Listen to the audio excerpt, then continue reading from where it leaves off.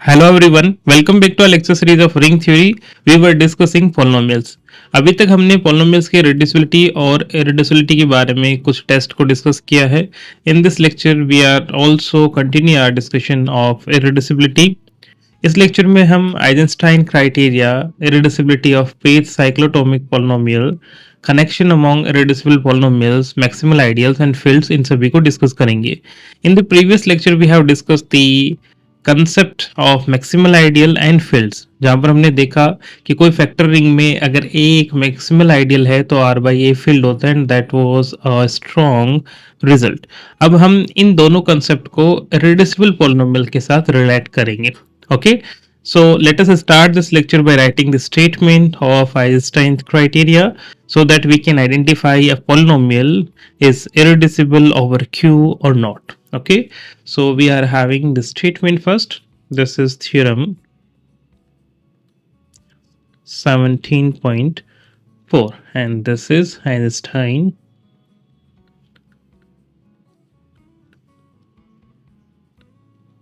criteria. Okay, now the statement says let f of x that is equals to an x to the power n plus an minus 1 x to the power n minus 1 plus and so on plus a1 plus a naught. This is a polynomial whose coefficients are integers. That means this is an element of this ring. Okay, now if there is a prime p such that these conditions are very important. Okay, such that p does not divides an, that is the leading coefficient. This an must be not divisible by p. The second thing is that p divides an minus 1, p divides an minus 2 and so on. Then p divides a1, p divides a naught. That is इस leading coefficient को divide नहीं कर रहा है और बाकी जितने भी कोफिशिएंट है उन सभी को डिवाइड कर रहा है, along with the condition that and the square of the p, that is p square does not divides a naught. Okay, तो p a naught को डिवाइड कर रहा है but p square is not dividing a naught. Okay, तो इस situation में what we can conclude, then f of x is irreducible over q. Okay, so again we are taking a polynomial from the integer polynomial ring and we are talking about its irreducibility over q.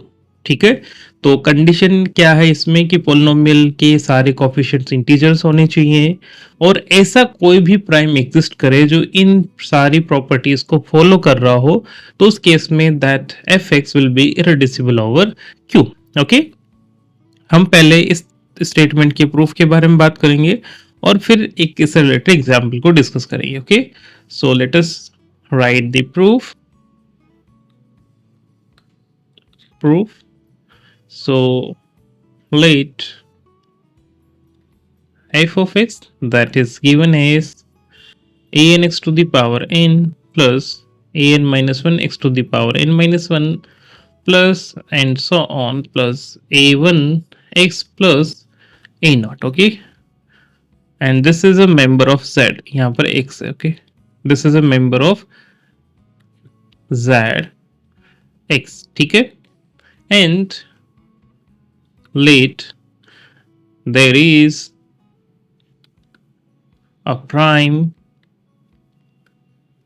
p such that, ऐसा कोई भी prime हो सकता है such that p does not divide an, p divides an minus 1, p divides n minus 2 and so on, p divides a1, p divides a naught and p square does not divide a naught. Okay, and ये सारी situation के बाद we are supposing वैसे तो हमने proof करना है कि एफ एक्स इरेड्यूसिबल है, but on contrary we are going to prove, we are taking that this fx is irreducible and then we will have some contradiction. okay, तो हम suppose कर रहे हैं, but we suppose that fx is reducible over Q. हमें proof करना है कि F X irreducible है, but on the opposite side we are taking that F X is reducible over Q. अब अगर हम ऐसा सपोज कर रहे हैं तो हमें कोई ना कोई कॉन्ट्रडिक्शन मिलना चाहिए. Okay, so then we will have some contradiction. अब अगर एफ एक्स रिड्यूसिबल है और एफ एक्स जेड से बिलोंग कर रहा है, जेड एक्स से बिलोंग कर रहा है, तो हमने एक स्टेटमेंट पढ़ा था कि जब कोई भी इंटीजर्स कोफिशिएंट वाला कोई पॉलिनोमियल है और अगर वो Q पर रिड्यूसिबल है तो वो Z पर भी रिड्यूसिबल होगा. ठीक है, then what we can have that if this fx is reducible over Q, then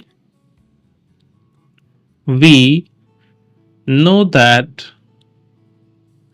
fx must be reducible over Z. और जब Z पे अगर ओवर z, अगर z पे रिड्यूसिबल, इसका मतलब हमारे पास दो पॉलिनोमियल होने चाहिए. So then there exist zx and hx in zx such that we can write f of x as a product of zx and hx. okay, now the moment we are saying this fx is reducible, और अगर हम इसे किन्हीं दो polynomial की product की form में लिख रहे हैं, इसका मतलब दोनों में से कोई भी पोलिनोमियल कांस्टेंट नहीं होने चाहिए, या फिर हम कहें इनकी डिग्री एटलीस्ट 1 होनी चाहिए, क्योंकि 0 डिग्री के पॉलिनोमियल्स कांस्टेंट है, और जब कांस्टेंट होंगे तो वो यूनिट्स बन जाएंगे, और यूनिट्स होंगे तो उस केस में we are not talking about the reducibility. Okay, तो अगर ये रिड्यूसिबल है तो उस केस में इन दोनों पॉलिनोमियल की डिग्री एटलीस्ट 1 होनी चाहिए. ठीक है, तो ये हमारे पास अभी तक कंक्लूजन है. Now the moment we say F X is reducible, then what we can say with fx की जो डिग्री है वो n है, so what we can say with this condition on h and z, that is degree of z of x that is less than n and degree of hx that is less than n. okay, again we are not having the equality sign here क्योंकि gx की degree कभी भी n के equal नहीं हो सकती. the moment we have the degree of gx और hx is equal to n, इसका मतलब दूसरे पोलिनोमियल की डिग्री 0 रही होगी. ओके, एंड वही हम कह रहे हैं कि दोनों में से जब हम रिड्यूसिबिलिटी लिख रहे हैं तो उनके फैक्टर्स की डिग्री कभी भी 0 नहीं होगी in the case of polynomials. so far we are having this, just supposing that fx is reducible over q, तो उसके ये सारे consequences हमारे पास हैं. ओके, अगर अब हम सपोज कर रहे हैं कि gx और hx की degree strictly less than n है, then what we can suppose, then in this case for r less than n and some you can say s less than n, we have that zx is the polynomial of the form br x to the power r plus br minus 1 x to the power r minus 1 plus and so on plus b1 x plus b naught. okay, and the hx that is equals to cs x to the power s plus c s minus 1 x to the power s minus 1 plus and so on plus c1x plus c naught. okay, so we are taking some degree of gx and hx with this condition कि इनकी degree strictly less than 1 होगी. okay, क्योंकि हमने यहाँ पर degree की ही बात की है. we can also suppose these are greater than equals to 1 क्योंकि we have already presented here that degree of gx and degree of hx are in between 1, with the equality and n. Okay, अब जब हम gx और hx को multiply कर रहे हैं तो हमें fx मिल रहा है, और हमें पता है जब हम किन्हीं भी दो पॉलिनोमियल को मल्टीप्लाई कर रहे हैं तो इनके लीडिंग कोफिशिएंट से हमें जो भी रिजल्टेंट पॉलिनोमियल है उसका लीडिंग कोफिशिएंट मिलेगा, और जो कांस्टेंट टर्म्स हैं उनके मल्टीप्लिकेशन से हमें रिजल्टेंट जो प्रोडक्ट आएगा उसकी कांस्टेंट टर्म मिलेगी, राइट। तो इसका मतलब क्या है कि जो हमारा पॉलिनोमियल fx है उसका लीडिंग कोफिशिएंट जो हमने an सपोज किया है that is the product of br and cs, and the constant term a naught is the product of b naught and c naught. Okay, if we supposing that f of x is equal to gx time hx. Okay, here you can see the leading coefficient is an and the constant term is a naught. Okay, so again I am repeating, जब हम दो polynomial को multiply कर रहे हैं तो highest order highest power वाली term से हमें प्रोडक्ट की हाईएस्ट पावर वाली टर्म मिलेगी, और कांस्टेंट टर्म से हमें प्रोडक्ट की कांस्टेंट टर्म मिलेगी। ठीक है, अब हमें जो P के बारे में कंडीशंस गिवन है उसके बारे में हम बात करते हैं। ठीक है, so now what we are having that P divides A naught. Okay, अब A नॉट क्या है, that is the product of B naught and C naught. Okay, so what we are having that P is dividing A naught but P square is not dividing A naught, right. P A naught को divide कर रहा है बट इसका square A naught को divide नहीं कर रहा है।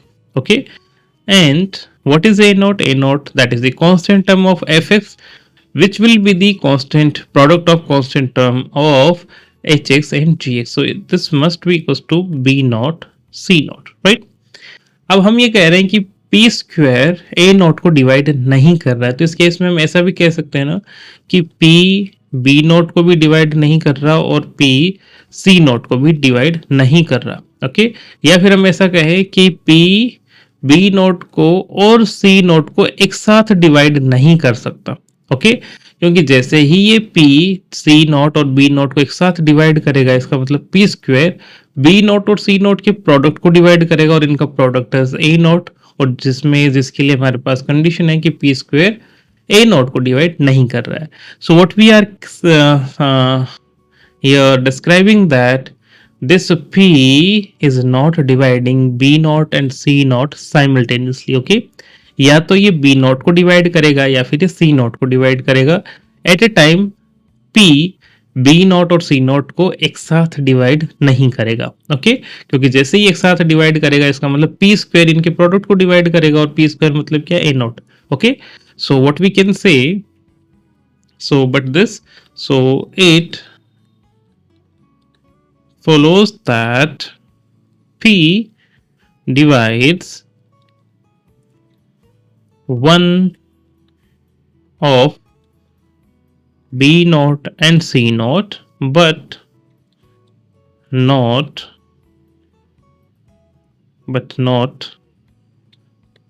both at a time.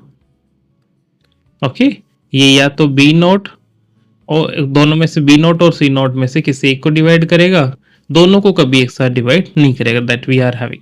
अब हम सपोज कर सकते हैं कि या तो p b नॉट को डिवाइड कर रहा है या फिर c नॉट को डिवाइड कर रहा है, तो कोई भी सिंपल केस आप चूज कर सकते हो। सपोज हम मानते हैं कि p जो है वो b नॉट को डिवाइड कर रहा है, c नॉट को डिवाइड नहीं कर रहा है। ठीक है, so let p divides b naught but p does not divide a not. अब हम ये कंडीशन क्यों कह रहे हैं कि p इन दोनों में से किसी एक को तो डिवाइड करेगा ही करेगा। ओके, यहाँ पर c नॉट है, ठीक है, c नॉट। हम ऐसा क्यों कह रहे हैं कि p b नॉट और c नॉट में से किसी एक को डिवाइड करेगा और दूसरे को नहीं करेगा।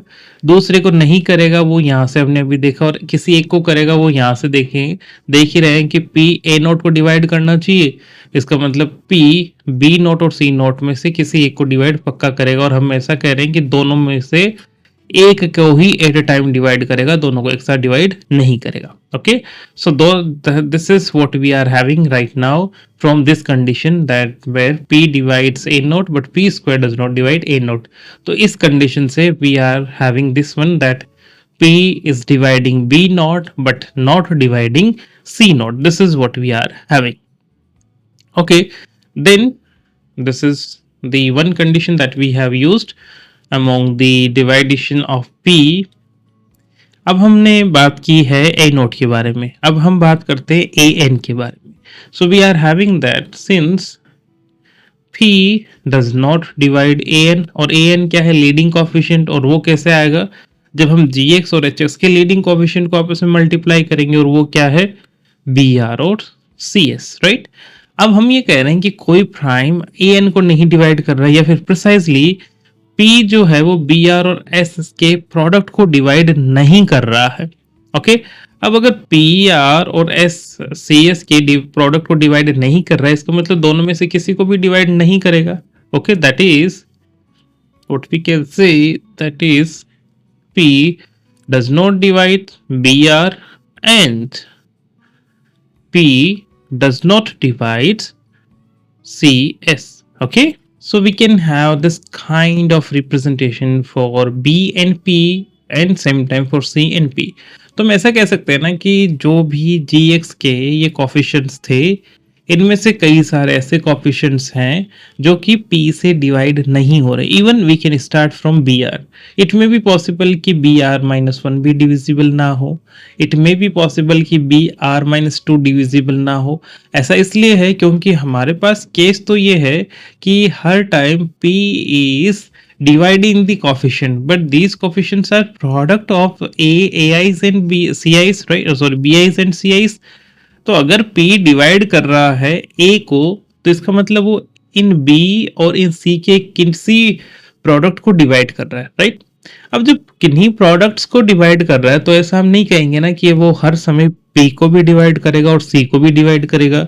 ये हम कैसे कह सकते हैं, क्योंकि we just arrived this conclusion कि P का जब A नॉट को डिवाइड नहीं करने की कंडीशन हम कंसिडर करेंगे, तो वहां पर ऐसा है कि P is not dividing BR as well as P is not dividing CS, तभी तो हम ये कंडीशन लिख पाएंगे. अब इसका मतलब ये है कि BR और CS में से हमें ऐसे कोफिशिएंट्स मिल सकते हैं जो कि P से डिवाइड नहीं हो रहे हो. तो हम क्या कह रहे हैं कि इस तरीके से P से डिवाइड नहीं होने वाले हम जितने भी कोफिशिएंट हैं यहाँ B में से, उनको आइडेंटिफाई कर लेते हैं, और सेम टाइम हम C से भी आइडेंटिफाई कर सकते हैं. आप दोनों में से कोई एक आपने चूज करना है, और वो कैसे करना है. अगर आप यहाँ पर ये कंडीशन लेते हैं कि P divides C naught but P does not divide B naught, तो उस केस में आप C वाले कोफिशिएंट्स चूज करेंगे. If you are taking that this P is dividing B naught but not C naught, तो उस केस में आप Z के जितने भी कोफिशिएंट्स हैं उनको यूज करेंगे. So here we are having that P is not dividing BR. So what we are taking the all the coefficients which are not divisible by P among the coefficients of GX. तो हम BR-1, BR-2 इन सभी में से वो coefficients choose कर रहे हैं जो कि P से divisible नहीं है. तो अब हमने क्या कहा, मान लेते हैं कि जो R की वैल्यू है, R is equal to 11 suppose in some case. तो हम क्या कर रहे हैं कि हमारा B11 डिविजिबल नहीं है, B10 भी नहीं है, B9 भी नहीं है, B8 भी नहीं है सपोज, बट B7 है. ओके, तो हम क्या कर रहे हैं, हम वो सारे नंबर्स ले रहे हैं, और इन सभी में वो सब नंबर जो कि लिस्ट है, जैसे यहाँ पर ये नंबर है, वो लिस्ट नंबर है कि 8 तक P से डिविजिबल नहीं है, बट उसके बाद हमें मिल जा रहा है कि ये P से डिविजिबल है B7. तो हम क्या कर रहे हैं कि एक ऐसा नंबर या फिर एक ऐसा डिजिट आइडेंटिफाई कर रहे हैं जहां तक ये डिविजिबल नहीं है, उसके बाद सारे डिविजिबल है, right. So we can always identify this kind of index कि 11, 10, 9, 8. तो यहाँ 8 तक ये डिविजिबल नहीं है, बट उसके बाद जितने भी हम लेंगे, या फिर 8 से कम जब भी B का कोई इंडेक्स होगा, तो वो हमेशा P से डिविजिबल है. ऐसा हम अब सपोज कर सकते हैं और करने वाले हैं इसमें. Okay, so what we are going to write is if P is not dividing BR, that guarantee कि ऐसे हमें कोफिशिएंट मिलेंगे जो P से डिविजिबल नहीं है. तो इन्हीं सारे कोफिशिएंट्स में से what we are taking, since this is so, let T be the least integer such that this P is not dividing BT. We have this one. इसका मतलब अभी जैसे हमने यहाँ ऊपर लिखा था वहां T की जगह क्या है 8, तो 8 से कम जितने भी एलिमेंट है वो P से डिविजिबल है. ओके, अब ये बात करी हमने लीडिंग कोएफिशिएंट और कांस्टेंट टर्म के बारे यहाँ पर. Okay, we have talk about this coefficient an और इस ए नॉट के बारे में भी हम बात कर चुके हैं. इसका मतलब हम इन कोफिशिएंट्स के बारे में भी देखना है. ये क्यों देख रहे हैं? क्योंकि इनके बारे में हमारे पास कंडीशन है.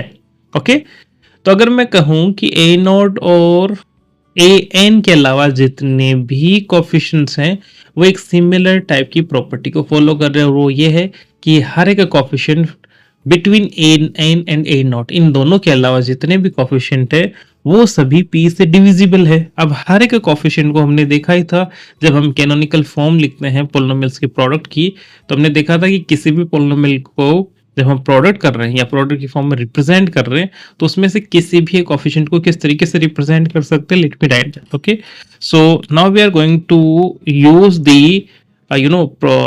Representation for the product of coefficients. Okay, तो अब हम बात करने वाले हैं ए एन और ए नॉट के अलावा जो कोफिशिएंट्स हैं उनके बारे में. Okay, so what we are having the third one is that ये जो तीनों पॉइंट्स है वो पी की डिविजिबिलिटी की वजह से है.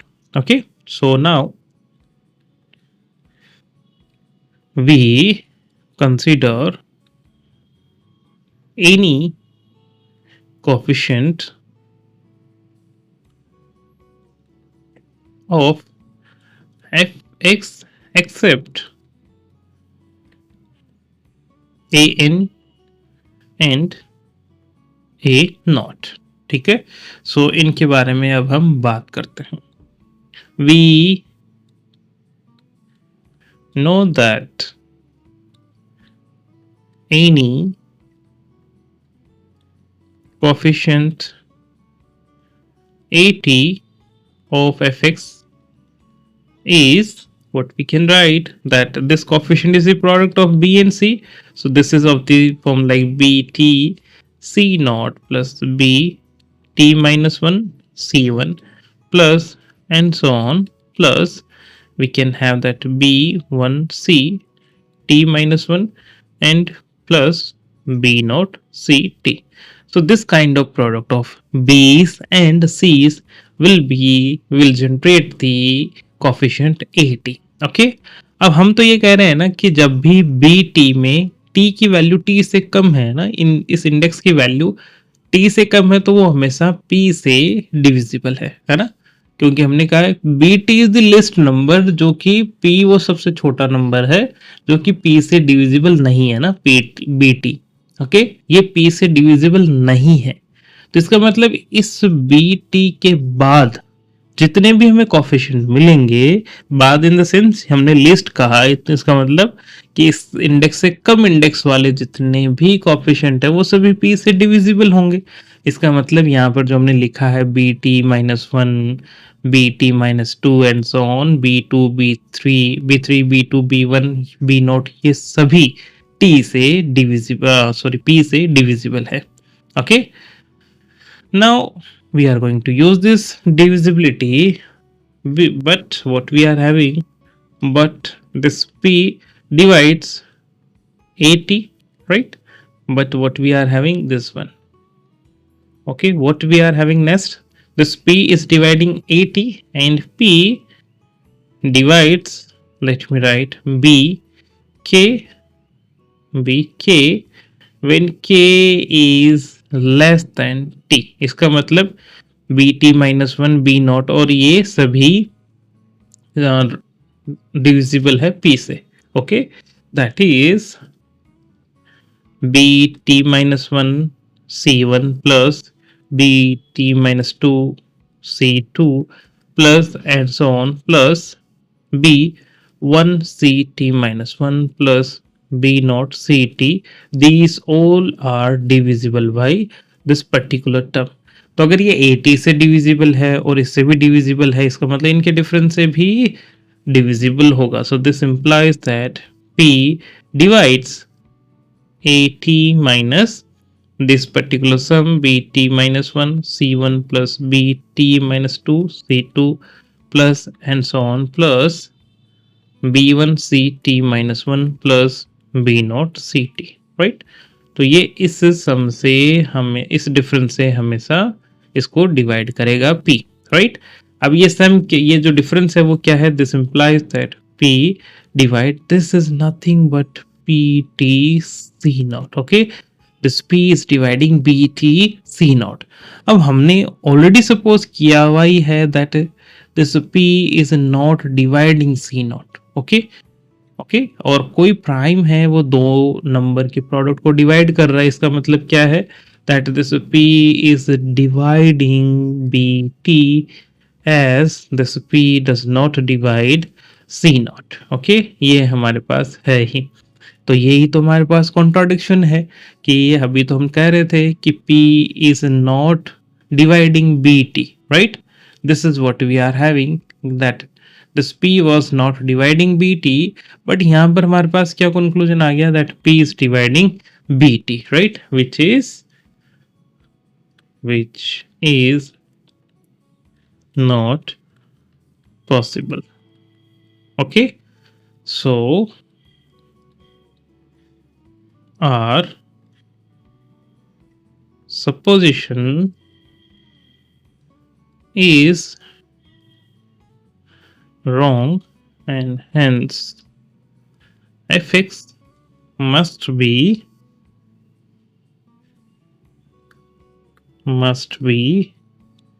irreducible over q, okay. तो कहने का क्या सेंस है, आइंस्टाइन में, this is not Einstein, okay, this is Einstein. इसमें हमने क्या देखना, बस एक p को आइडेंटिफाई करना और सारे कोफिशिएंट्स के साथ उसकी डिविजिबिलिटी चेक करनी है, राइट।